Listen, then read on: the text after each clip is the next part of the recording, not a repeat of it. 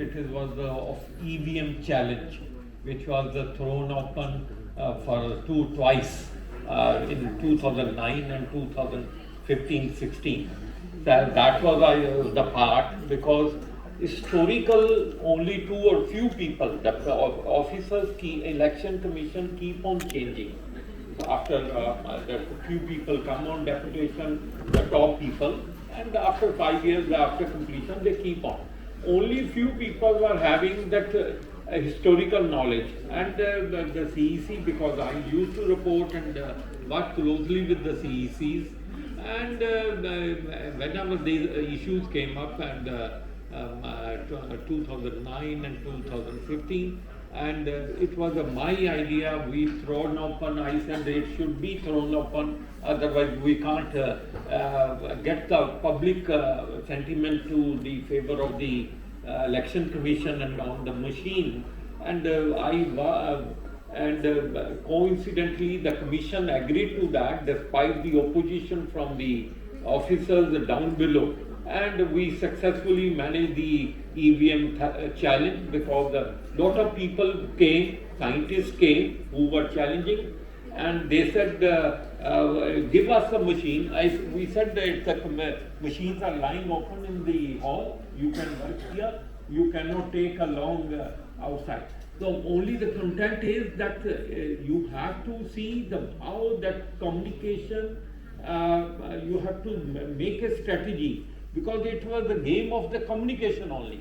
When the people were challenging the EVM credibility and all, it's you have to change the perception, how to devise the communication strategy so that the perception comes into the favor of the machine, and then in that. So you have to work as a communication expert. I worked with the scientist committee, which keep on upgrading the EVMs from time to time, and with their guidance, with their input, we could be able to make it a success, the EVM challenges for 2 times, and that's why what we are casting the vote through EVMs and all, it's incredible.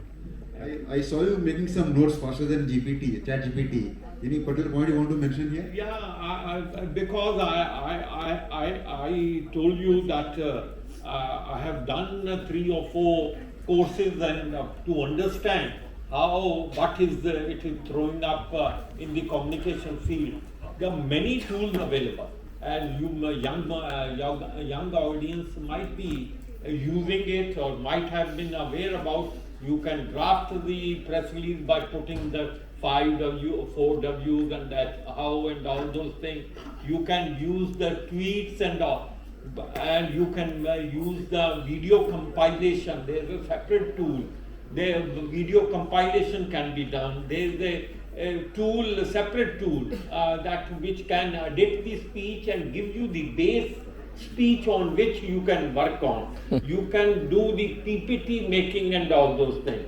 Then you can, for social media, if you want to generate the report for about a month or for a specified period, you put in that tool your Twitter handle or anything, and that will generate the report compilation within a few minutes. Certain things I've experienced on this is I have used extensively, but not for the organization purpose, but to knowing and mastering these tools, so that if need arises, I can guide my officer how to use them and all effectively. As Dr. Pawan Dugalji said, we have to walk on our own leg. But we cannot be dependent upon the tools per se totally. You can take the help, and the rest on that you can build it on. Certainly it saves the time. I can give you the example I used as a test case. Finance Minister's budget speech last year around 48,000 words. And we normally, as Narendra sir knows, we prepare highlights stuff. And when I was undergoing these classes and knowing the tools, how it can be, I put in the cut and paste word file of the budget speech. I gave the command, give me the highlights of that, and that tool generated within seconds the highlights. Whereas my team used to put in the quarantine area, budget quarantine, where we does not sleep overnight, about 5 to 6 hours. Then on that, after generation, you cannot depend. There was a mistakes there.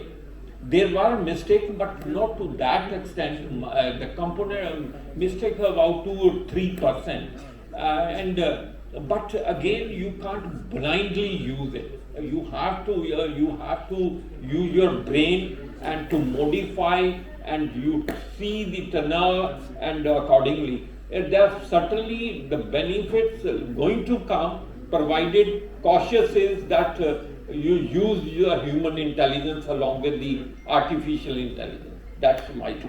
Great. Anitaji, briefly, Patanjali is very young brand as compared to the very established FMCG brands, etc. Using these AI tools and technology, etc., the fake news, fake versions, fake narrations, deep faking, etc. Those kind of threats, do you visualize those kind of threats which have a natural tendency of getting into media? Those kind of threats, do you foresee, and how do you think you can face those kind of threats? So I think with this kind of technology, threats will always be there. In fact, there will be more threats if we do not treat them with caution, as Mr. Malhotra said.